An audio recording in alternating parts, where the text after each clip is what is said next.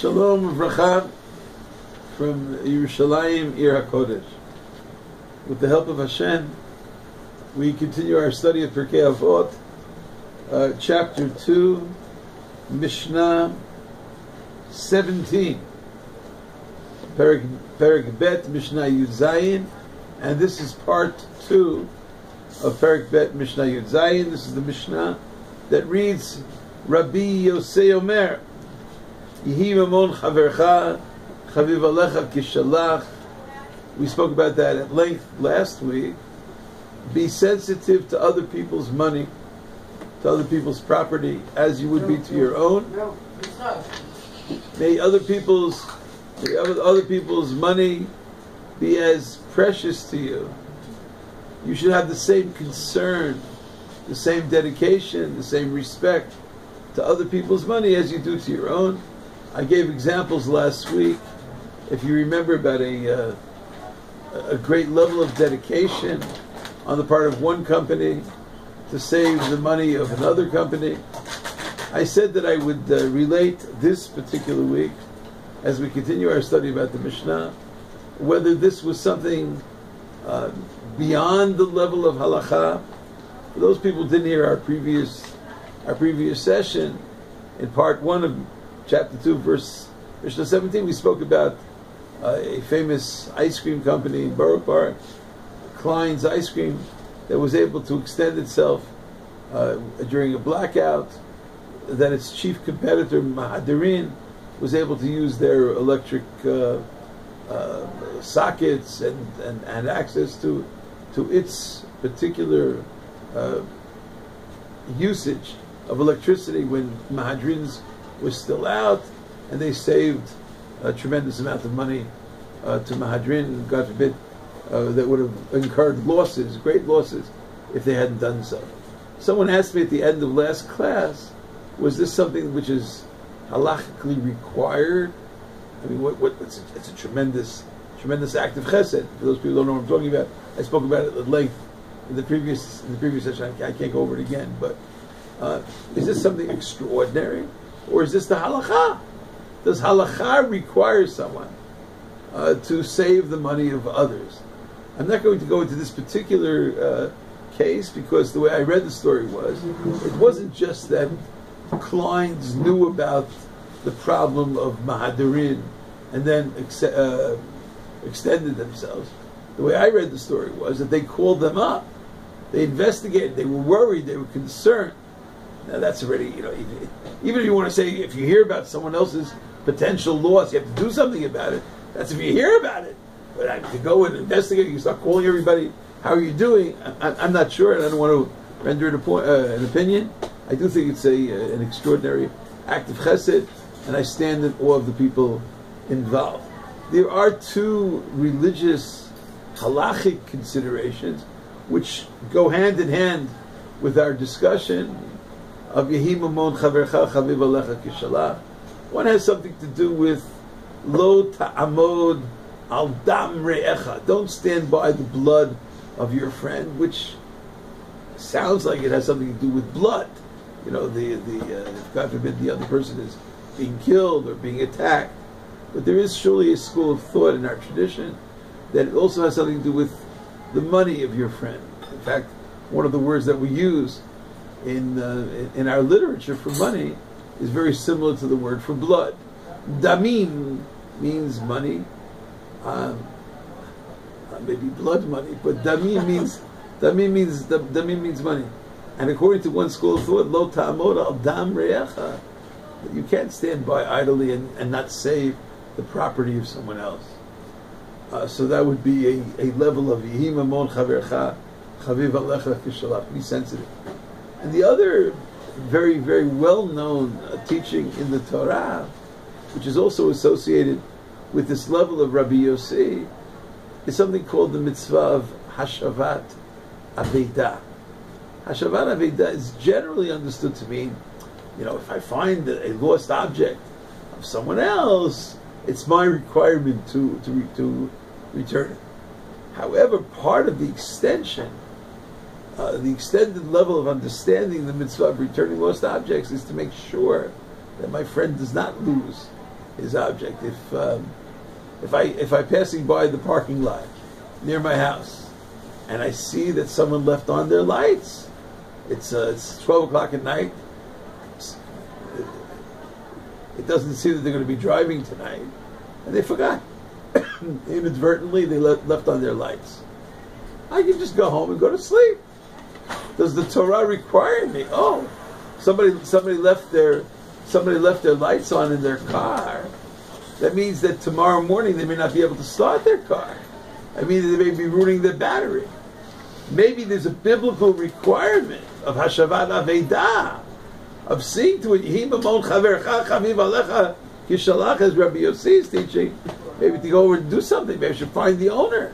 If I see it in the parking lot, and surely if I know whose car it is, to at least go over to their house and indicate to them, you left on your lights, you left on the blinker on your car. This may deplete the battery. All of these are considerations into Rabbi Yossi's teachings. I remember the first day. Everybody probably remembers the first day that they were privileged to be in Eretz Yisrael. The first day that Henny, Zechrona Livracha, and I arrived in Israel, it was a very, very emotional day. The day of our Aliyah to the Holy Land, Baruch Hashem. One of the greatest days in my life. We had arrived in the middle of the night, and we had, Baruch Hashem, many, many, many boxes. It was a few months after we got married, we were coming to live here in Israel, and it took us a long time to unpack. And it was a very interesting experience. Baruch Hashem, the Jewish agency paid for our flight, and Hashem blessed them. They paid for our transportation from the airport to the apartment that we were renting, and we went to sleep. I don't know, it must be 4:30 in the morning or something like that. And about 7:30 or 8 o'clock in the morning, there's someone knocking at the door, like with a very serious kind of knock. Okay, my first morning living in Eretz Yisrael, I had visited several of them. Never lived. Who was it? It was a yeshiva student. And he was very excited. He said, "Oh, good morning, Shalom." He said, "The light on your mirpesset is on. You left the light on your porch on. I didn't know what he was talking about. I was like half sleeping. I said, "Yes, so?" He said, "No, it's bright. The sun is shining brightly. We're studying the section in yeshiva.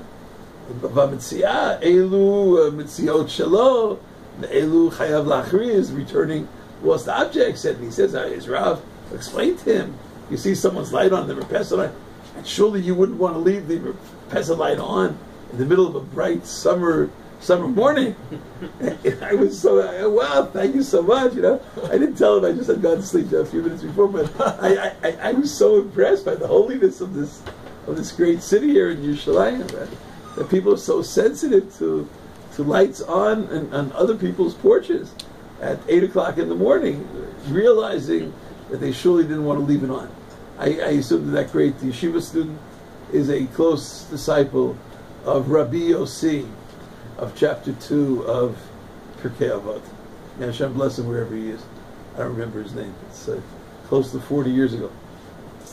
Rabbi Yossi continues in the Mishna, and he says, "V'hatkein עצמך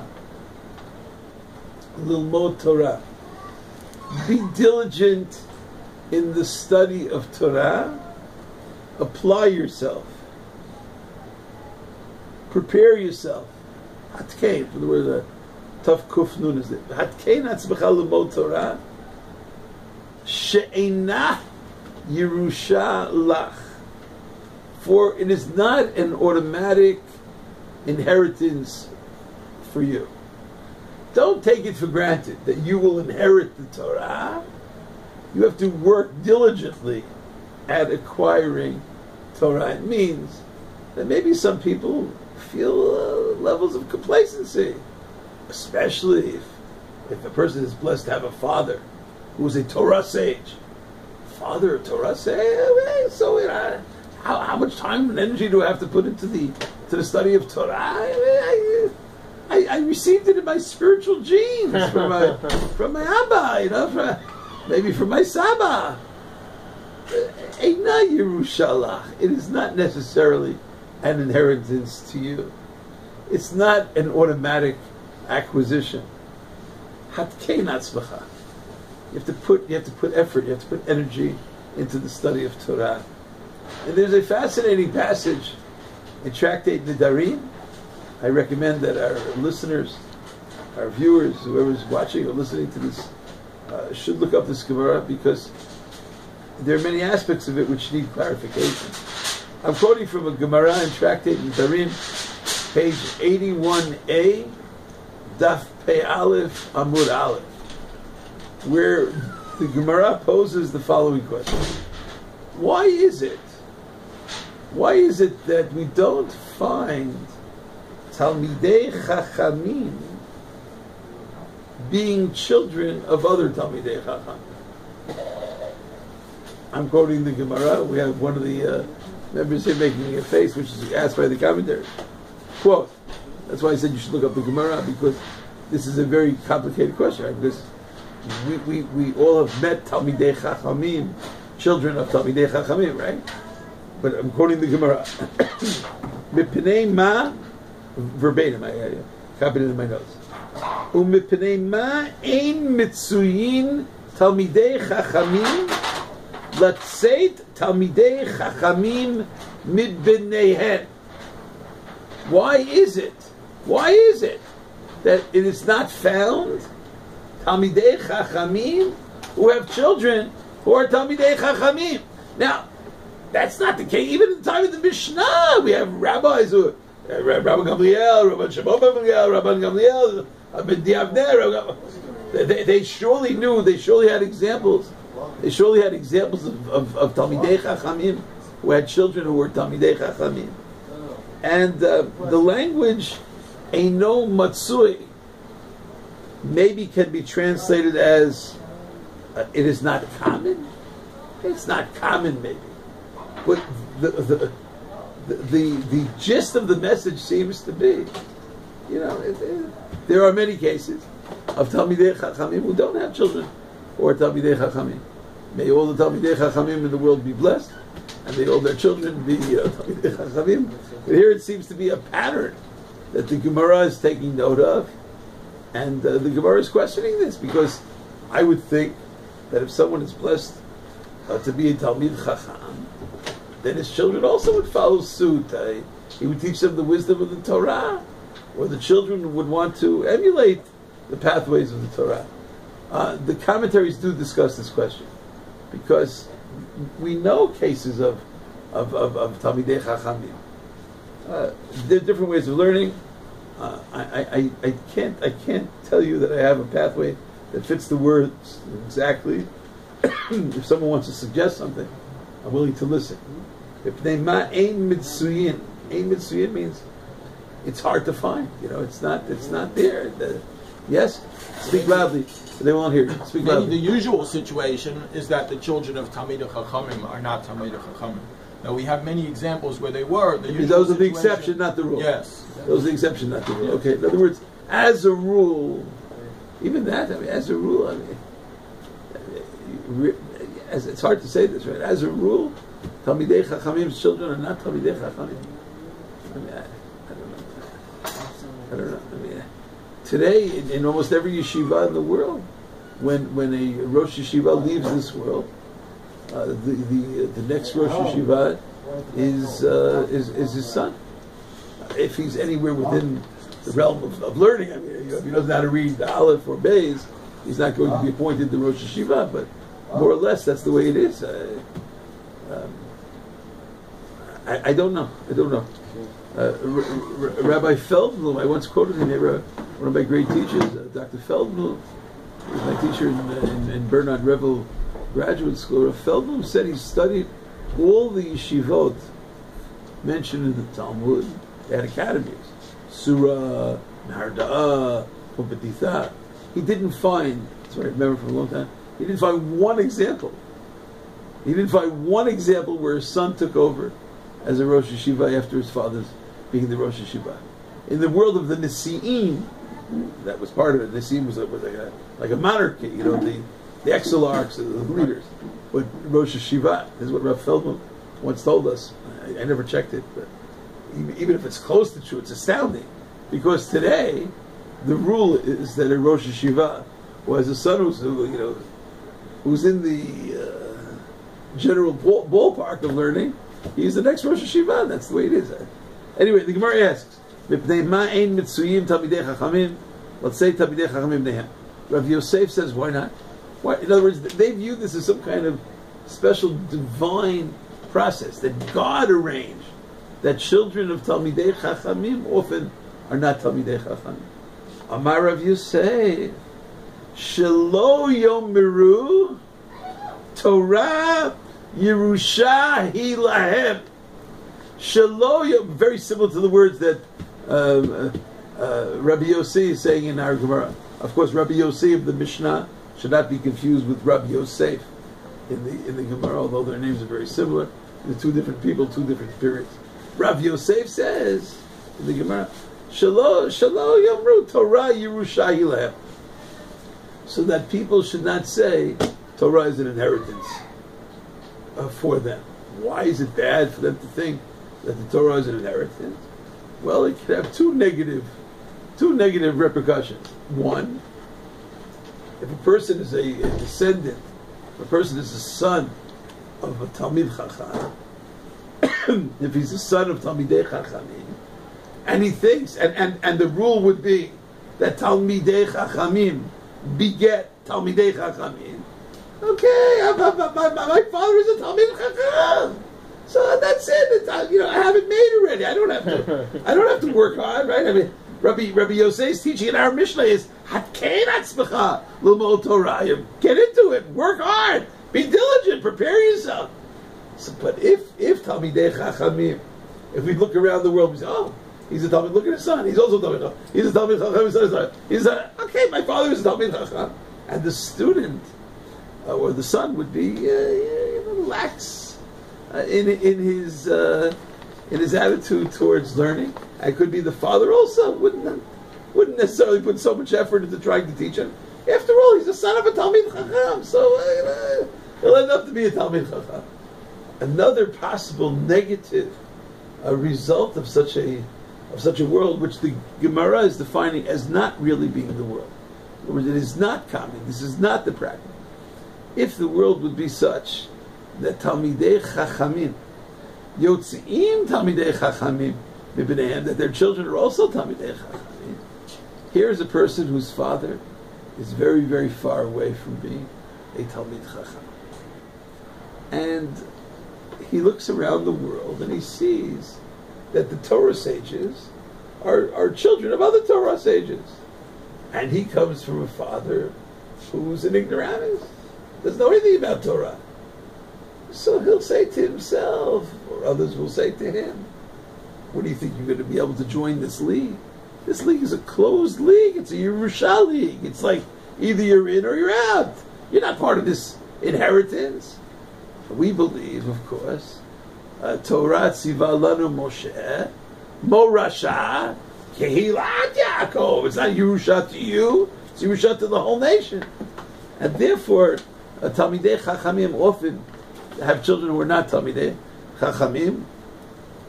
And there are other explanations there. That's why I don't know if we have the time to go into the other. Yes? I just want to point out that even where a son becomes the Rosh Yeshiva after his father, the father might have 5 sons, and only one of them becomes the Rosh Yeshiva. Could be. And 4 of them are okay, but they're not Rosh Yeshiva material. Could be. The Gemara gives several other explanations. The Gemara says that it's important for humility. Kidei shelo yitgaddiru al hatzibur. A person who is a Talmid Chacham, son of a Talmid Chacham, can become conceited, can become arrogant. There's an opinion in the Gemara that maybe certain Talmidei Chachamim are too contentious, are too rough and gruff and tough with the people because I'm a Talmid Chacham, and maybe it's a punishment or at least a warning, or a level of checking on the Talmidei Chachamim, that they don't get carried away with themselves in any way. It does not necessarily go down genetically. In fact, the Gemara teaches in Tractate Sanhedrin, Hizaharu bivnei amei haaretz. Be especially careful with children of parents who are not learned. Hizaharu bivnei amei haaretz shemehem teitzei Torah. Here's a person, let's say he's teaching in the yeshiva, and he has in his class Talmid Chacham A son, Talmid Chacham B son, and who are you? His father, doesn't know how to read. His father is, I have nothing against sewer cleaners. May all the sewer cleaners be blessed. His father cleans toilets all day. It doesn't have. We need people to work the sewer. God forbid, I'm not putting down people on that level. I highly respect it, and I understand their greatness and dignity. I understand the whole of the world exists only because of such people. But let's say he thinks who's his father? His father, can barely open up the Siddur and figure out how to read Hodula Hashem Kitov. He doesn't know. He doesn't know how to. He doesn't even know how to say Kiddush. So who am I going to put my efforts into? Oh, Talmid Chacham Aleph son, Talmid Chacham Bez's son, Talmid Chacham Gimel's son, and all the other sons. And the Gemara teaches, he's a harun b'fnei amei haaretz. Be especially careful with the children of those who are not learned. Shemehem teitzei Torah.